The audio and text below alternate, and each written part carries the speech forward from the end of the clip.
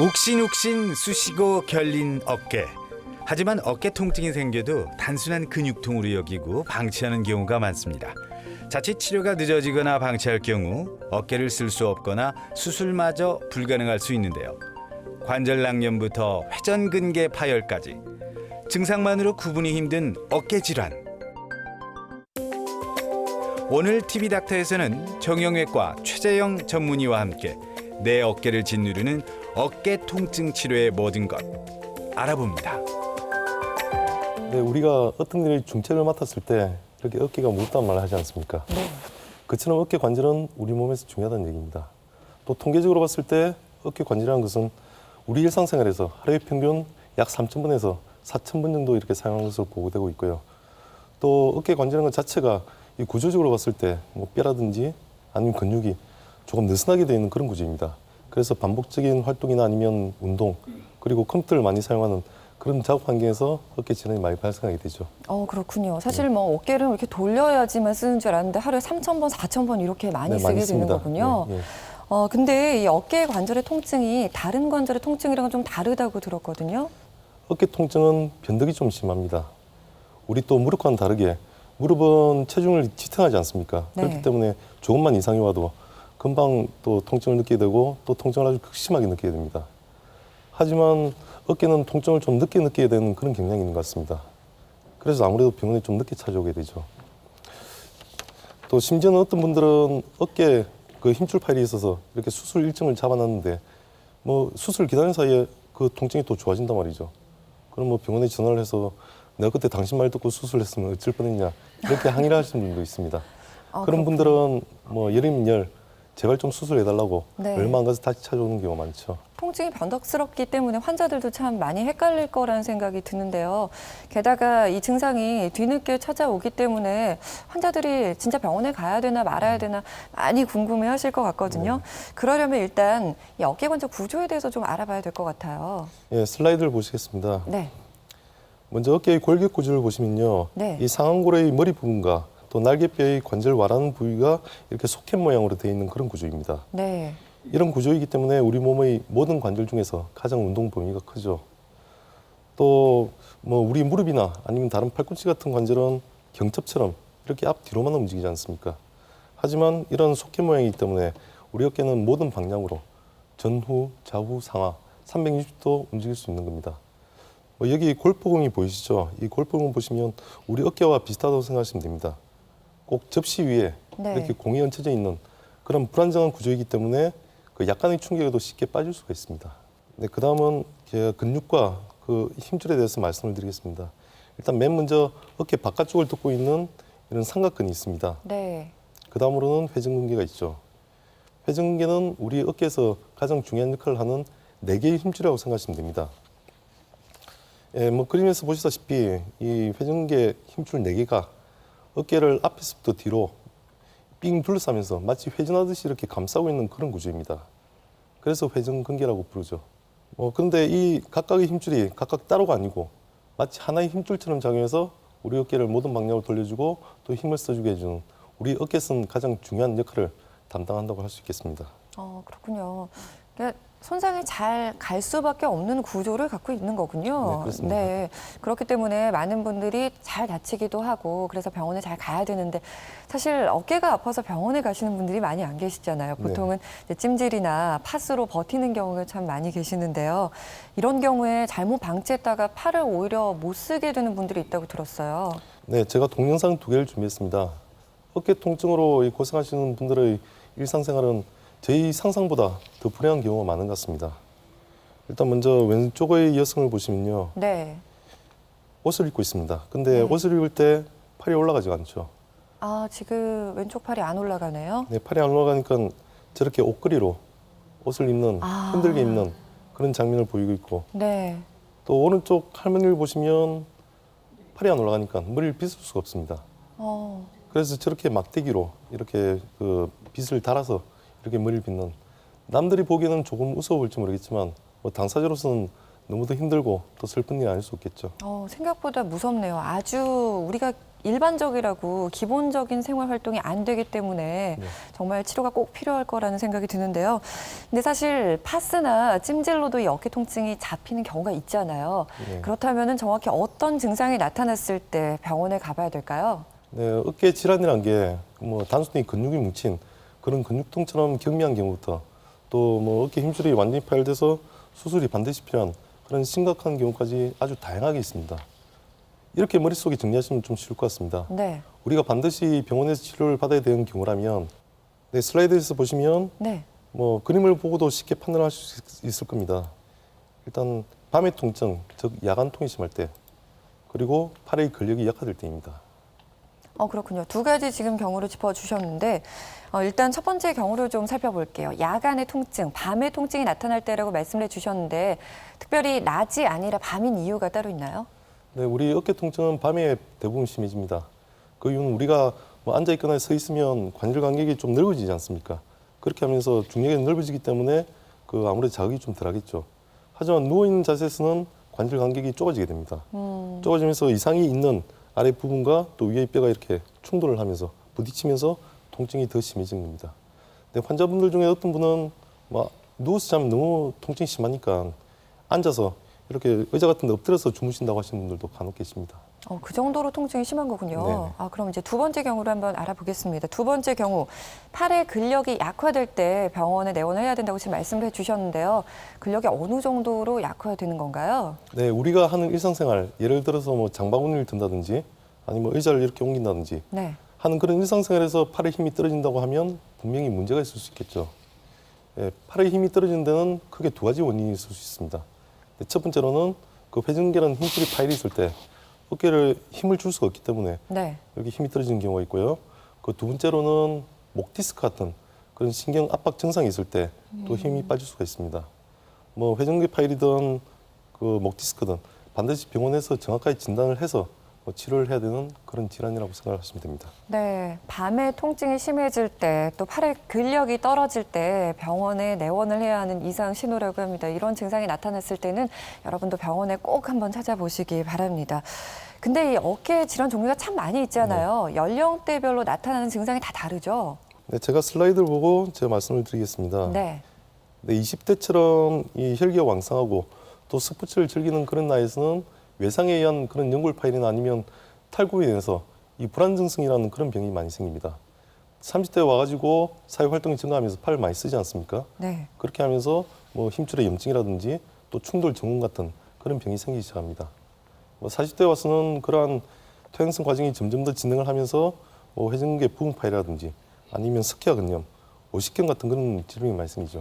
뭐 실제적으로 오십견은 뭐 50대보다는 40대 더 많이 생긴 것으로 이렇게 통계가 되어 있고요. 또 50대 이상의 중년 이상에서는 뭐 퇴행성 질환인 회전근개가 완전히 파열되거나 아니면 그 뭐 퇴행성 관절 같은 그런 질환들이 많이 생기죠. 물론 제가 여기서 말씀드린 질환들이 꼭 그 나이에서만 생기는 건 아닙니다. 각 연령에서 또 중복되어 나타나는 경우도 많이 있습니다. 일반적으로 젊었을 때는 이제 외상으로 인한 어깨 통증이 많이 생기고 이제 나이가 들수록 이제 퇴행성 질환이 많이 증가를 하고 있는 것 같은데요. 근데 보통 퇴행성 질환으로 많이 알고 계신 질환이 오십견이잖아요. 네네. 오십견에 대해서 많이는 들어보셨는데 도대체 이 오십견이 어디에 어떻게 생기는 증상인지는 잘 모르는 분들이 또 계시거든요. 네. 오십견에 대해 좀 설명을 해주시죠. 환자분들이 어깨 통증으로 병원에 오시면 대부분 자기 병을 오십견이라고 생각하시는 분들이 많으세요. 병원에 처음 오신 분들도 있지만 네. 대부분은 뭐 많은 분들이 동네 의원이나 아니면 한의원 또 통증 클리닉을 거쳐서 오시죠. 그야말로 병원 쇼핑을 하고 다니시는 겁니다. 뭐 한의원에서도 오십견이라고 하고 또 동네 의원에서도 오십견이라고 얘기를 했다고 합니다. 오십견은 정확한 의학적 명칭은 아닙니다. 그냥 단순한 증상을 얘기한 겁니다. 그 우리가 배가 아프면 복통이라고 하고 네. 또 허리가 아프면 요통, 그 머리가 아프면 두통이라고 하듯이 어깨가 굳어서 아픈 상태를 오십견이라고 하죠. 그러니까 어깨 통증이라고 이해를 하면 되겠군요. 굳어서 아픈 상태라고 생각하시면 됩니다. 네. 정확한 의학적 용어로는 유착성 관절 낭염이라고 얘기를 합니다. 오십견의 모식도를 그림을 보고 설명을 조금 드리겠습니다. 이게 오십견으로 진행하는 단계를 그림으로 보고 있는 건데요. 일단 정상적인 어깨 관절 주머니에 이렇게 염증이 생기게 됩니다. 네. 보통 대부분 퇴행성으로 생기게 되죠. 그렇게 하면서 어깨 주머니가 점점 굳어버리고 또 두꺼워지면서 이렇게 유착이 생기는 겁니다. 그게 바로 오십견입니다. 네, 유착성 관절 낭염이 50견의 정식 명칭이라고 지금 말씀을 해주셨는데 말 그대로 이제 어깨에 있는 주머니에 염증이 생겨서 이제 점점 굳어지는 증상이라고 말씀을 해주셨어요. 네. 왜 생기는 건가요? 사실 오십견의 원인을 잘 알 수 없는 경우가 대부분입니다. 특별한 원인이 없이 그러니까 힘줄 팔이나 아니면 골절로 인해서 우리 어깨가 굳는 것을 제외를 하고 네. 아무런 외상이나 원인 없이 그 어깨 주머니에 염증이 생기고 또 굳는 것을 우리가 1차성 오십견이라고 합니다. 다른 원인이 있는 경우는 2차성이라고 얘기를 하죠. 근데 굳이 우리가 1차성 오십견에서 원인을 찾자면 나이가 고령일수록 많이 생긴 걸로 되어 있습니다. 그리고 내과적으로는 당뇨나 아니면 갑상선 질환이 있을 때 작게는 5배부터 많게는 10배까지 그 빈도가 증가하는 걸로 되어 있죠. 그렇군요. 일종의 그 퇴행성 질환으로 이해를 하시면 될 것 같습니다. 네, 뚜렷한 이유 없이 퇴행성이라고 말씀을 해주시니까 굉장히 서글프게 느껴지네요. 네. 그런데 주위에 이 50견을 앓고 계신 분들을 보면은 팔을 아예 올리지 못하는 분들이 계시더라고요. 이게 50견의 뭐 일반적인 증상인가요? 네, 그 오십견의 주증상은 어깨를 움직일 때 팔이 통증입니다. 제가 슬라이드를 보고 설명을 드리겠습니다. 네. 일단 어깨가 완전히 굳어 있기 때문에 팔을 움직일 때 어깨의 어느 특정 부위가 아닌 어깨 네. 전체 통증을 느끼게 되고요. 그냥 욱신욱신하게 느껴지나 보네요. 통증이 아주 심합니다. 아, 네. 그리고 아픈 쪽으로 돌아누웠을 때 통증이 더 심해지는 그런 경향이 있습니다. 그리고 팔을 앞쪽으로는 어느 정도 되는데 뭐 뒤쪽으로는 아니면 팔을 위로 올리는 게 더 힘들게 됩니다. 결국에 치료를 하지 않고 방치를 하게 되면 어떤 방향으로도 팔을 움직일 수 없는 그런 지경까지 가게 되는 거죠. 그러니까 팔을 움직이지 못하는 분들은 굉장히 심각한 단계이신 거군요. 네. 근데 이 어깨 질환이 상당히 많잖아요. 그중에서 정확한 50견 진단을 내리려면 뭐 MRI를 찍어보면 알 수 있는 건가요? 뭐 단순히 오십견 진단을 위해서 MR을 찍을 필요는 없습니다. 오십견은 뭐 환자분들이 오시면 우리 진료실에서 이학적 검사나 아니면 진찰로 어깨가 굳는 것만 확인되면 뭐 충분히 진단을 할 수가 있습니다. 그런데도 우리가 많은 경우에 어깨 통증으로 오신 경우에 그 MR을 찍게 되죠. 그 찍는 이유는 오십견 단독으로 있는 경우는 드물기 때문입니다. 같이 동반된 질환, 네. 뭐 예를 들어서 힘줄 파이라든지 아니면 그런 게 있을 때 MR을 찍게 되고요. 네, 이게 지금 검사 방식인 거죠? 네, 그 어깨 통증으로 오시면 저렇게 이학적 검사를 하게 됩니다. 네. 먼저 팔의 그 운동 범위 검사를 해서 이게 오십견이 있는지 없는지 만약에 저기에 제한이 있으면 우리가 오십견이 있다고 의심을 할 수가 있는 거죠. 팔을 어느 그다음- 정도 쓸 수 있는지를 보는 거군요. 네, 그렇습니다. 그다음에 충돌 검사, 저거는 어깨에 뼈가 걸리는지 네. 그런 충돌 증후군이 있는지 그걸 검사를 하는 겁니다. 그리고 마지막으로 저희가 그 검사를 하는 게 네. 질환 근력 검사입니다. 아. 옆으로도 들어보고 네. 앞으로, 바깥쪽 이런 식으로 해봐서 뭐 근육이나 아니면 회전근개 이상이 있는지 파열이 있는지 그걸 저희가 판단을 하게 되는 거죠. 그렇군요. 일단은 이런 식으로 진단을 해 보시는 거군요. 네. 여기 이제 문제가 좀 있다 할 땐 이제 MRI를 이렇게 직접 찍어보게 되는 거군요. 네, 그렇습니다. 지금은 MRI 찍는 과정을 지금 보시고 있습니다. 네. 이 많은 분들이 그 MRI 찍는 이유는 제가 먼저 말씀드렸다시피 우리 어깨는 너무도 수많은 어깨 질환이 있습니다. 그것을 감별하기 위해서는 반드시 MRI가 필요하고요. 꼭 이게 그 의심이 된다 하더라도 우리가 어깨를 직접 눈으로 들여다볼 수 있는 게 아니지 않습니까? 그렇기 때문에 MRI를 찍어서 뭐 확진을 하는 그런 도구로 저희가 사용을 하고 있습니다. 그렇군요. 그러니까 일단은 본인 팔의 운동 범위를 한번 살펴보고 그 이후에는 이제 MRI를 통해 정밀 진단을 내린다고 말씀을 해주셨는데 그렇게 해서 이제 관절 낭염이라는 진단을 받게 되면 네. 치료는 어떻게 이루어지나요? 네, 오십견 증상만으로 수술한 경우는 거의 없습니다. 오십견은 환자분들이 또 그게 경험을 해서 알고 계신 분들도 계신데 네. 뭐 참다가 보면 자연 치유되는 그런 경향이 있습니다. 하지만 치료를 하지 않고 방치를 하게 되면 통증은 시간이 지나면서 네. 어느 정도 좀 덜하게 느껴진다 하더라도 어깨가 굳은 상태는 여간에서 잘 풀리지 않고 또 끝까지 남아있는 경우가 많죠. 문제가 오십견의 치료에 있어서 가장 중요한 것이 이 스트레칭입니다. 네. 이 영상을 보시면 저런 식으로 팔을 뻗어서 앞쪽으로 네. 잡아당겨주면서 뒤쪽의 근육을 이완시켜 줍니다. 이게 뭐 횟수가 정해져 있는 건가요? 딱 정해지진 않았지만 뭐 10회씩 한 3세트 정도 매일 해주시면 좋다고 되어 있고요. 네. 이런 식으로 어깨를 평소에 좀 풀어주시면 되겠습니다. 네. 두 번째 그다음에 이게 방법은요? 제일 오십견 환자 중에 스트레칭 중에 중요하다고 제가 제가 생각을 하고 있습니다. 네. 일단 뭐 혼자 힘으로 힘들다면 네. 저런 식으로 수건이나 아니면 봉을 잡고 이렇게 스트레칭을 해주시는데 뭐 좀 더 효과가 있다 하겠습니다. 네. 또 저렇게 누워서 팔을 벌려주면 네. 또 앞쪽의 근육이 또 이완되는 그런 효과가 있습니다. 물론 제가 뭐 몇 가지 방법을 말씀드렸는데 이 방법이 정해진 건 아닙니다. 모든 방향으로 스트레칭을 해주시면 됩니다.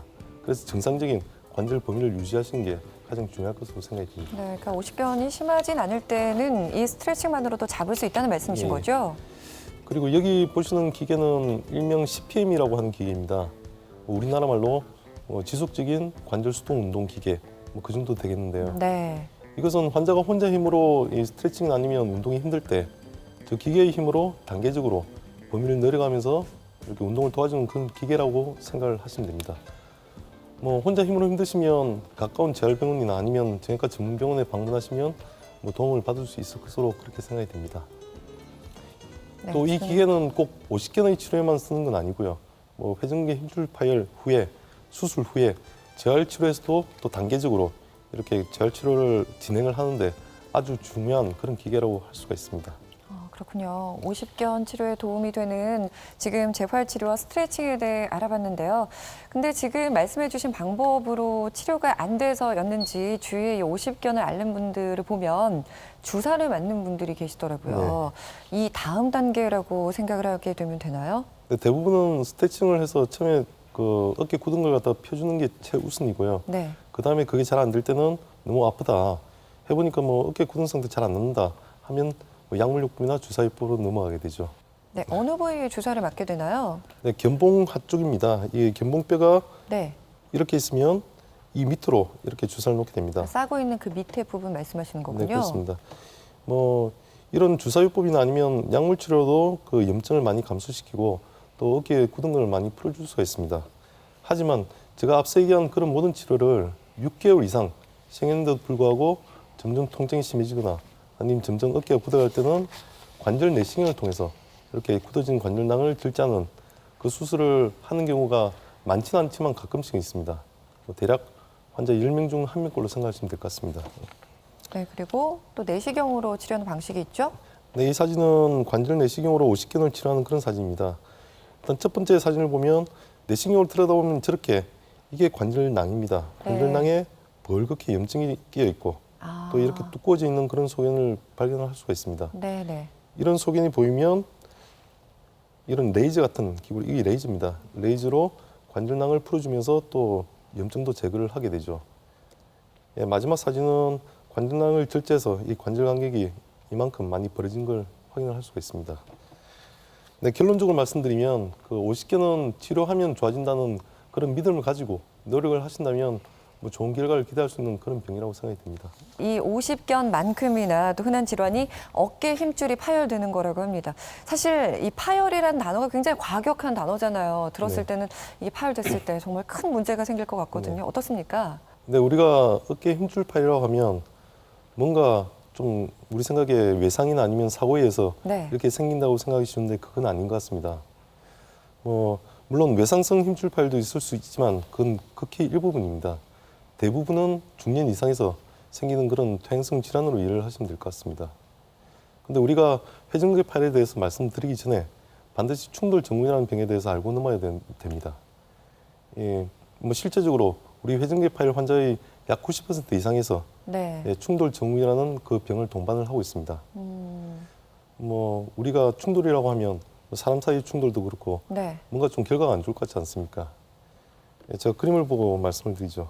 네. 그 나이가 들면서 이렇게 회전계 힘줄에 이렇게 염증이 생기면서 힘줄이 약하게 됩니다. 그런 상태에서 어깨 지문을 덮고 있는 견봉의 밑에 이렇게 뼈가 자라게 됩니다. 그게 그 힘줄과 충돌하게 되죠. 그게 바로 충돌 증후군입니다. 그렇게 힘줄이 약해진 상태에서 사소한 외상, 예를 들어서 우리가 물건을 든다든지 네. 아니면 뭐 팔을 올린다든지 한 그런 작은 외상에도 불구하고 약간의 뚝하는 느낌과 함께 회전계 힘줄 파열이 쉽게 올 수가 있습니다. 그런데 회전계 힘줄 파열이 꽤 심한데도 불구하고 네. 통증을 잘 못 느끼는 경우도 있습니다. 그 이유는 제가 방금 말씀드렸다시피 힘줄 파열이 급작스러운 그런 외상이나 사고에 의해서 이렇게 생긴 것이 아니고 네. 마치 가랑비에 옷이 젖듯이 서서히 진행을 하기 때문에 우리 몸이 적응을 하지 않습니까? 그러면서 통증을 좀 덜 느끼게 되는 겁니다. 그러니까 자연스럽게 이렇게 스며들고 있는 거군요. 이 통증 자체가요. 네, 그렇습니다. 그러니까 퇴행성 질환이기 때문에 아무래도 좀 오래 쓰다 보니 이제 마모가 돼서 닳아서 이제 툭 끊어졌다 이렇게. 네, 닳고 네. 푸석푸석해집니다. 아, 그런 그렇군요. 상태에서 뭐 많이 약해지겠죠. 네. 그래서 이제 끊어질 수도 있다고까지 네, 맞습니다. 말씀을 해주셨는데요. 근데 이렇게 힘줄이 끊어지면은 50견보다 통증이 더 심할 것 같다라는 그냥 일단 느낌이 들거든요. 50견의 통증이랑 이 회전근개 파열의 통증이 어떻게 다른지 비교를 좀 해주세요. 네, 아주 날카롭고 좋은 질문하셨습니다. 네, 이 차이가 아주 중요하다고 하겠습니다. 우리 50견은 어깨가 전체적으로 굳어 있지 않습니까? 네. 그렇기 때문에 환자 자신이 이렇게 팔을 올리려고 해도 당연히 올라가지 않겠죠. 네네. 그리고 다른 사람이 이렇게 팔을 올려도 팔이 올라가지 않습니다. 하지만 회전근개 파열은 힘줄 파열입니다.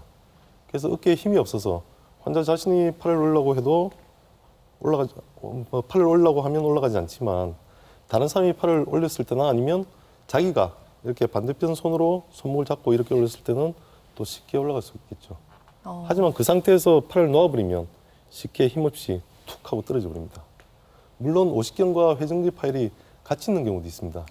그런 경우는 어깨가 굳어 있으니까 뭐 당연히 다른 사람이 올려줘도 잘 올라가지 않겠죠.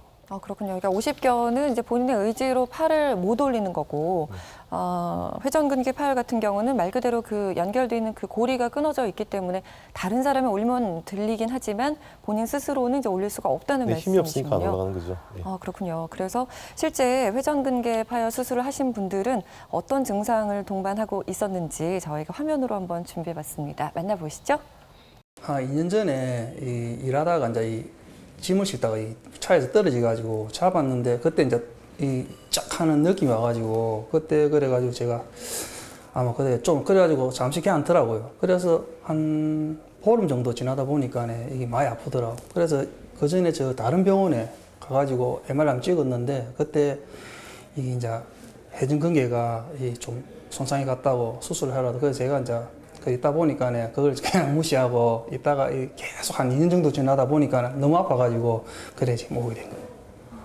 이 머리 여기까지 사실은 여기까지 머리가 여기까지 하면 그 당시 통증이 왔어요. 한번 심하게 되면은 머리까지 와가지고서는 내려봤거든요. 그래도 괜찮겠지. 약 먹고 그냥 병원 어느 병원 가가지고 주사 한 대 맞고서는 와가지고 잠잘 때 이렇게 보면은 이 잠이 딱 오기 전에는 지금까지는 통증이 와서 잠이 안 와요. 못 자요. 그럼 어떤 뜬 눈으로 잘 때가 좀 많았거든요. 직장 생활을 한 30여 년 넘어 하다 보니까 이게 누적된 것 같아요. 이런 증상이 한 10년 전부터 있었었거든요. 그거를 보고 이렇게 정면으로 보고 있으면 왼쪽 어깨가 한 2, 3cm 내리 앉았었어요. 이렇게 됐다고나 그럴까? 지금은 여기 보시다시피 이렇게 똑같잖아요. 예. 다행입니다. 그래도 이렇게 치료가 되셔가지고요. 근데 50견이랑 계속 비교해 볼 수밖에 없는 것 같아요. 50견을 앓고 계신 분들과 회전근개 파열을 앓고 계신 분, 어떤 질환이 더 빈도가 높나요? 우리가 대부분 어깨 아프면 50견, 네. 어디 가도 50견, 뭐 이 병 가도 50견, 저 병 가도 50견 그런 얘기를 많이 듣고 오시는데 실제로는 회전근개 파열 빈도가 훨씬 높습니다. 그렇군요. 뭐 50견 환자가 10%라 그러면 네. 회전근개 파열 환자는 60% 이상입니다. 그만큼 더 빈도가 많은 거죠. 그렇군요. 팔 자체를 이제 들어 올리지 못해서 본인의 의지로 들어 올리지 못해서 병원에 내원하시는 분들이 많이 계시는 것 같은데요. 이렇게 내원하셨을 때 치료는 어떻게 이루어지나요? 네, 제가 아까 50견은 참으면 치유된다고 말씀드렸지 않습니까? 네. 하지만 회전근개 힘줄 파열은 참으면 참을수록 더 파열이 진행을 하게 됩니다. 그래서 뭐 간단한 수술로 해결할 수 있을 걸 파열이 진행을 하면서 더욱 복잡한 수술을 하게 되고 그러면서 덩달아 재파열의 가능성도 더 높아지죠. 그리고 아주 심한 경우에는 뭐 수술이 불가능한 그런 경우까지 올 수도 있습니다. 뭐 회전근개 힘줄은 고무줄과 같다고 생각하시면 좀 이해가 빠르실 겁니다. 네. 일단 파열이 오게 되면 네. 안쪽에서 고무줄처럼 자꾸 잡아당깁니다. 그러면서 점점 더 찢어지죠. 그뿐만이 아니고 지금은 괜찮은 다른 회전근개 힘줄까지 같이 잡아당기면서 같이 찢을 수가 있습니다. 네, 제가 슬라이드를 보여드리겠습니다. 네. 여기 보시는 케이스 1의 경우와 케이스 2, 이 왼쪽의 두 사진은 모두 그 회전근개 파열의 MRI 사진입니다. 네. 근데 자세히 보시면 좀 뭔가 차이가 있는 것을 느낄 수가 있습니다. 케이스 이쪽 1의 부분이 좀 경우는 다르네요. 네. 힘줄이 여기서 파열돼서 한 중간까지 들어가 있고요. 네. 2의 경우는 어떻습니까? 저 안쪽 관절 안까지 이렇게 말려 들어간 그런 소견을 볼 수 있죠. 그러네요.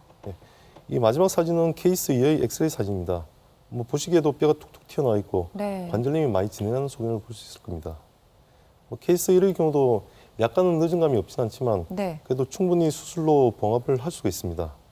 근데 케이스 2의 경우는 거의 봉합이 불가능한 경우가 많죠.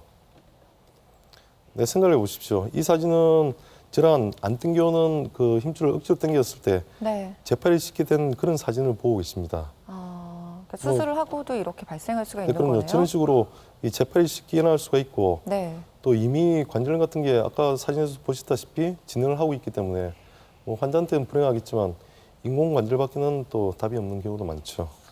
네, 말씀을 들어보니까 조기에 발견했을 때는 간단한 수술로 가능한데 네. 네, 나중에 발견했으면 더 복잡한 수술로 이어진다라고 말씀을 네네. 해주신 걸 보면 예. 무조건 수술을 해야 되는 질환이군요. 수술로 갈 확률이 거의 뭐 90% 이상이라고 생각하시면 됩니다. 근데 환자분이 통증은 좀 덜 느껴질 수 있거든요. 네, 통증 적응을 하게 되니까 네, 뭐 그런 식으로 살아가시는 분도 계시겠지만 네, 결국에는 뭐 이게 아까 보셨다시피 네. 회전근개 파열이 오게 되면 결국 관절염으로까지 진행을 하게 됩니다. 아, 그렇게 되면 나중에는 뭐 수술도 불가능한 그런 경우도 오게 되죠. 네, 그러면 수술 일단 간단한 수술부터 좀 알아볼게요. 지금 이 장면인 거죠? 이 사진은 그 관절 내시경으로 회전근개 봉합을 한 사진입니다. 회전근개 중에 앞쪽에 있는 견갑하근이란 그런 힘줄 봉합을 하고 있고요. 네, 저렇게 나사를 박아서 거기 실을 빼서 힘줄을 이렇게 봉합을 그 실제로 봉합이라기보다 뼈에 붙여놓는 수술이라고 생각을 하시면 됩니다. 저런 식으로 수술을 진행을 하게 되고요. 네, 지금 내시경으로 이루어지는 네, 거죠? 그렇습니다. 이거는 위쪽에 있는 극상근이라는 회전근개 봉합을 하는 겁니다. 저렇게 나사를 박고 나사에 달려 있는 실을 힘줄에 하나하나 이렇게 통과를 시켜가지고 다시 꿰매게 되는 거죠. 이게 비교적 간단한 수술인가요? 뭐 저한테는 간단하지만 네, 좀 익숙해질 필요가 있습니다. 예. 아, 그렇군요. 일단은 왜 내시경이라는 말을 들었을 때 조금 덜 부담스러운 거 있잖아요. 환자 입장에서는. 네, 그렇습니다. 우리 내시경이라 하면 그 절개에 비해서 이렇게 네. 나중에 뭐 재활도 빠르고 네. 또 수술도 작고 하기 때문에 훨씬 더 이렇게 간단한 수술이라고 할 수 있죠. 아, 그렇군요. 네. 그러면 이렇게 수술을 하면 다 끝나는 건가요? 그렇지 않습니다. 어떤 분들은 네. 저한테 이렇게 말씀하십니다. 수술을 했는데 왜 아프냐? 그렇죠. 수술을 했는데 더 아프다. 네. 그런 말씀하시는 분들이 계세요. 그런 말씀하시면 저는 환자분들께 이렇게 말씀을 드립니다. 수술은 치료의 시작이지 끝이 아닙니다. 그게 무슨 얘기냐면 네. 우리가 수술만 하면 그걸로 통증이 완전히 스탑이라고 생각이 쉽잖아요. 하지만 그 공중에서 이렇게 비행기가 땅에 착륙할 때 이렇게 네. 바로 내려오지 않잖아요. 그런 것처럼 우리가 수술 후에 일상생활에 복귀하는데 적절한 재활 과정을 단계적으로 거치면서 일상생활에 복귀를 하게 됩니다. 물론 그 재활 과정이 뭐 체계적으로 또 현재 상태에 잘 맞다면 그 재활 과정 기간도 좀 단축이 되고 네. 또 결과도 좋을 것으로 저희가 기대를 할 수 있겠죠. 그런데 재활 치료에는 두 가지 딜레마가 있을 수 있습니다. 너무 재활 치료를 빨리 해가지고 네. 뭐 빨리 움직여 버리면 당연히 재파열이 많아질 거고. 아, 근데 너무 오랫동안 이렇게 고정한 상태에서 재활 치료가 늦어버리면 어깨가 굳어버릴 수 있습니다. 그렇기 때문에 이 그 시기, 재활 치료 시기를 잘 조율하는 것이 무엇보다 중요하다 하겠습니다. 아, 그렇군요. 수술도 물론 중요하지만 그 이후의 관리가 정말 중요할 것 같다는 생각이 듭니다. 근데 앞서 이 회전근개 파열 같은 경우는 젊었을 때부터 이렇게 좀 잘 관리를 해두면 네. 나중에 이 증상을 겪지 않을 수도 있다고 말씀을 주셨잖아요. 네네. 근데 사실 주부들은 이 집안일이 정말 끝이 없거든요. 네. 집안일을 하다 보면 아무래도 이 어깨 통증을 호소하시는 분들이 많이 계시는데요. 네. 여기 나와 계신 분께 저희가 좀 질문을 드리겠습니다. 네, 어깨 통증에 대해 질문 있으신 분? 네, 앞에 계신 분? 얼마 전 운동을 하러 가서 스트레칭을 혼자 하다가 네. 갑자기 뚝 하면서 찌릿한 느낌이 들었어요. 그래서 병원을 찾았어요. 네. 통증 클리닉 가니까 주사를 놓고 물리치료를 해주더라고요. 그래 좀 많이 괜찮은 것 같아서 안 하고 있다가 요 근래 또 혼자 나름대로 운동을 하고 있는데 통증이 굉장히 심해요. 근데 네. 위로 올리거나 뒤로 이렇게 돌리려고 하면은 네.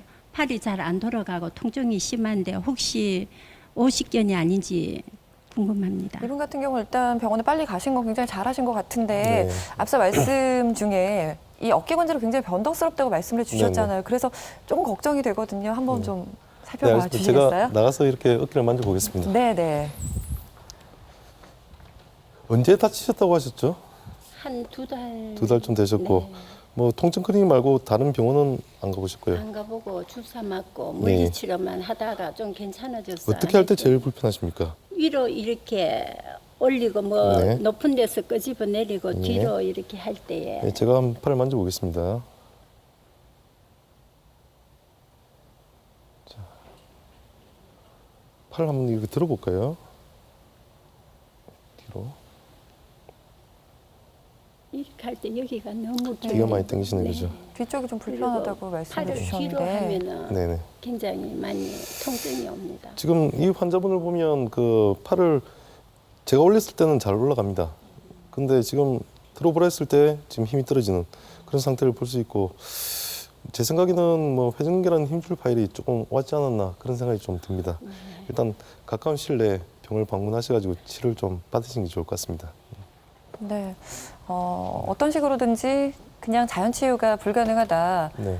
수술을 해야 된다라고 말씀을 해주셨는데 그럼 여기 계신 분도 지금 수술이 좀 필요하신 건가요?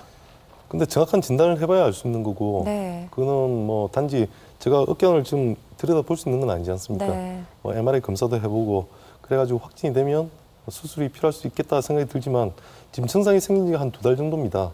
뭐 제가 아까 회전근개 파일은 반드시 수술이 필요한 경우가 많다 네. 이렇게 말씀드렸지만 환자분들 중에는 파일이 있지만 그걸 잘 못 느끼고 살아가시는 분들도 계시거든요. 네.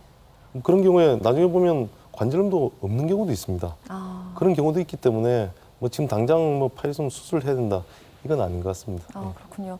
그래도 일단 이상 신호가 오셨으니까 네, 병원에 한번 내원해 보시는 게 좋을 것 같습니다. 다음 분 혹시 네. 저 이제 컴퓨터 작업을 좀 많이 하는 편인데요. 서류 작업이나 이런 거를 할 때, 그러니까 계속 할 때는 그냥 모르고 작업을 하다가 이게 끝나서 이제 보통 좀 허리 피거나 스트레칭을 하잖아요.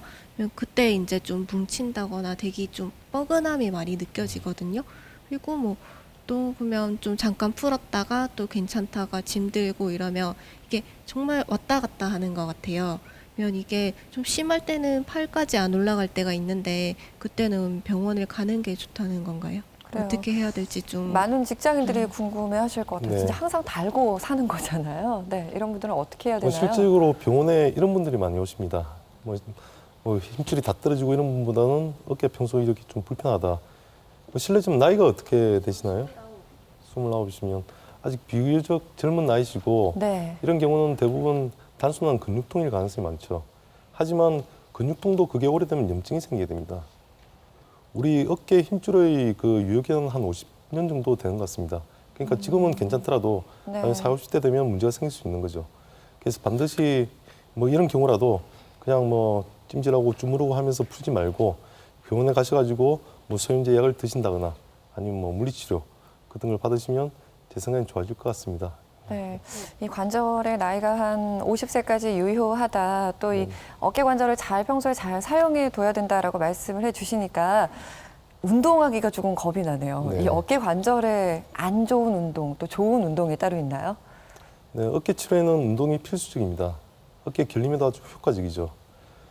그런데 어떤 분을 보면 어깨가 결린다고 해서 네. 수영을 시작을 하시고 네. 또 수영을 열심히 하고 오세요. 그런 분들은 거의 대부분 어깨가 다 아파집니다.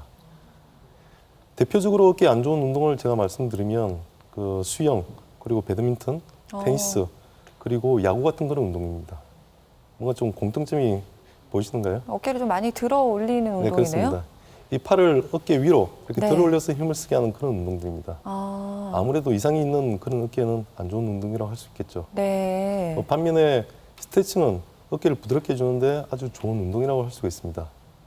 그 평소에 정상적인 어깨 관절 운동 범위를 이렇게 스트레칭을 해서 유지를 해주시는 게 나중에 뭐 어깨병을 예방할 수 있는 좋은 방법이라고 생각이 듭니다. 네, 근데 스트레칭 중에 네. 어깨를 이렇게 쭉 펴가지고 이렇게 돌리시는 분들 계시잖아요. 네. 이런 스트레칭은 네, 어떤가요? 제가 그 스트레칭 하나를 간단히 보여드리겠습니다. 네, 일단 팔꿈치를 이렇게 편 상태가 아닌 구부린 상태, 완전히 네. 구부리셔야 됩니다. 네. 그 다음에는 어깨를 돌리는 게 아니라 팔꿈치를 가장 크게 돌리시는 겁니다. 아, 여기 이렇게 작은 해야지, 원을 그린다는 마음으로요. 예, 이렇게 해야지 어깨 관절이 가장 큰 범위로 돌아가게 하는 그런 운동이라고 생각하시면 됩니다. 네. 예, 뭐 방법은 쉬우니까 평소에 자주 하셔가지고 어깨를 좀 풀어주시는 게 좋을 것 같습니다. 네. 이외에도 또 다른 좋은 운동이 있나요? 네, 그리고 평소에 가벼운 아령, 뭐 네. 0.1kg이나 아니면 1kg 정도. 너무 무거우면 또 어깨에 무리가 가니까 안 되니까. 그런 아령으로 이렇게 그 팔을 벌려주는 그런 근력 운동. 이것도 90도 이상 넘어가면 안 좋겠죠. 예, 그렇게 평소에 자주 해주시면 또 노년에도 또 건강한 어깨를 유지를 할 수 있을 겁니다. 아, 그렇군요. 그러니까 자연스러운 범위 내에서 스트레칭을 하는 게 가장 네, 중요하겠군요. 절대로 무리를 하시면 안 됩니다. 네. 어깨 통증을 앓고 계신 분들이 지금 이 방송 많이 보고 계실 것 같아요. 이분들께 한 말씀 좀 부탁드리겠습니다. 네, 사실 어깨가 많이 망가질 때까지 이 통증을 잘 못 느끼는 게 사실입니다. 그러다 보니까 우리가 병을 늦게 오게 되죠. 뭐 사실 누가 뭐 세수할 때 이렇게 좀 불편하다고 해서 바로 병원으로 가지는 않지 않습니까? 하지만 이 정도의 불편함에도 다 이유가 있다는 겁니다. 이유 없는 어깨 통증은 없습니다. 어깨 치료는 빠르면 빠를수록 좋습니다. 그 심하게 많이 아플 때까지 기다리지 말자. 조금 불편할 때 혹시나 하고 병원으로 가자. 그렇게 미리 체크를 하고 또 치료를 하셔야지 나중에 큰 병 생긴 것을 예방을 할 수가 있습니다. 그렇게 하시면 나중에 가래로 힘들게 막을 걸 호미로도 쉽게 막을 수 있겠죠.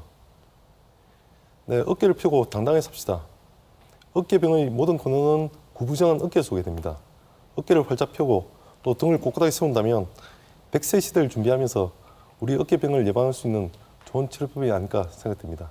그래요. 어깨 질환은 정말 이 통증에서 오는 고통도 문제지만 일단은 팔을 잘 마음대로 쓸 수 없기 때문에 일상생활을 제대로 하지 못한다는 가장 큰 문제가 있는 것 같습니다. 그래서 무엇보다 조기 진단과 치료가 정말 중요하다는 생각이 들었는데요.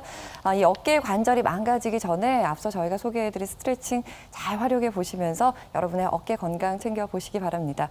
오늘 어깨 관절에 대해 알아봤습니다. 오늘 도움 말씀 주신 정형외과 최지영 전문의 고맙습니다. 네, 감사합니다.